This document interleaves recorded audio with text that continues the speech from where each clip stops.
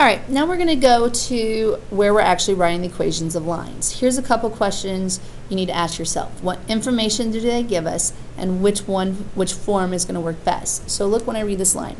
It says, write the equation of a line whose slope is 1/5 and y-intercept is 7.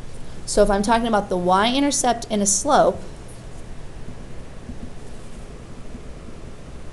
which form am I going to use? Slope-intercept. So we write the form down, y equals mx plus b. Now we can just plug it in. Y equals 1/5 x plus 7. Perfect. Now we call that the most efficient form because it's the one that's easiest to plug it into. Now I could also plug it into point slope, but I don't want you to focus too much on that right now. So here's your first part. Now it says write the equation in standard form. All right, to change it to standard form, remember we can have no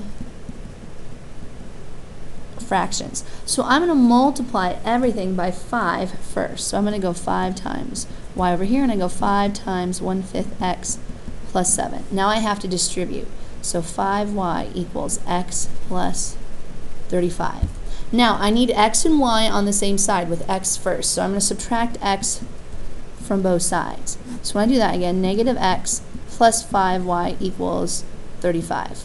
Now remember, the other rule with standard form is I can have no negatives in the beginning. That means I have to multiply everything by -1 or make them their opposite. So my final answer is going to be x minus 5y equals a negative 35. That's standard form. Now we're not going to do a lot of changing to standard form. Actually, the most important form to change to is slope-intercept, but you just have to be able to manipulate it no matter what. All right, let's look at the next question. It says, write the equation of a line that contains point 0,4 and has the slope 1/2. Now, what information did they give us? They gave us a point, and they gave us a slope. I could use point slope, and that's perfect.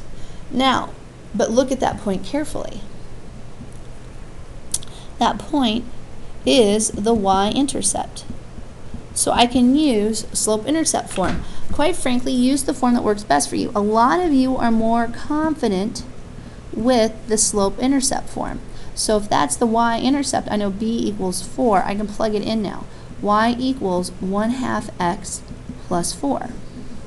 Now some of you didn't see that. Some of you just saw a point. Well, if you're going to do that, you're going to have to use the point slope form.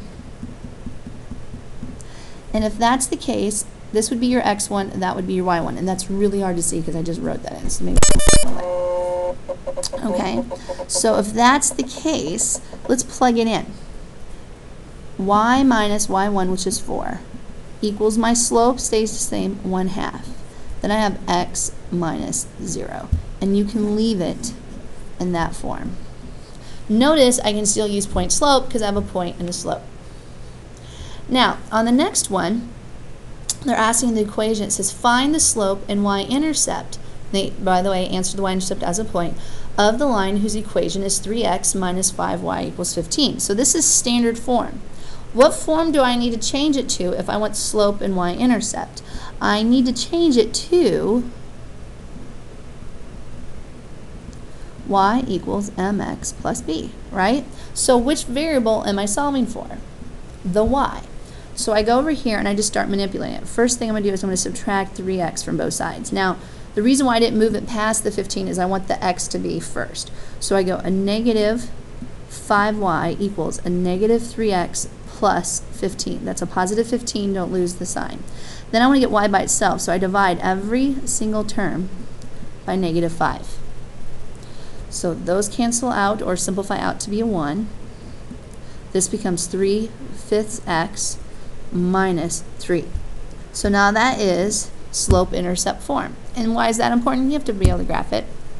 And then we change it so we can pull, actually not change it, pull out the information we need. What do we need for our slope? 3/5. What is our y-intercept? 0, negative 3. All right. So let's pull the next one here. It says write the equation line that passes through 1, negative 2 and has the slope of 3 in point slope, standard, and slope-intercept form. Okay, Well, actually, let's worry about right now the most efficient form. Let's ignore what they tell you. I would do point slope first because that's a point and this is a slope. So you ask yourself, what info do I have? I have a point and a slope. So I'm going to go y minus y1 equals m times the quantity x minus x1. So here's x1, y1, we'll plug it in.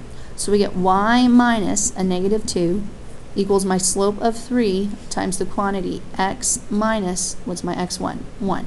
Now I don't want to have a subtracting and a negative here. I want to make that positive. So y plus 2 equals 3 times the quantity x minus 1. There is your point slope form. Okay?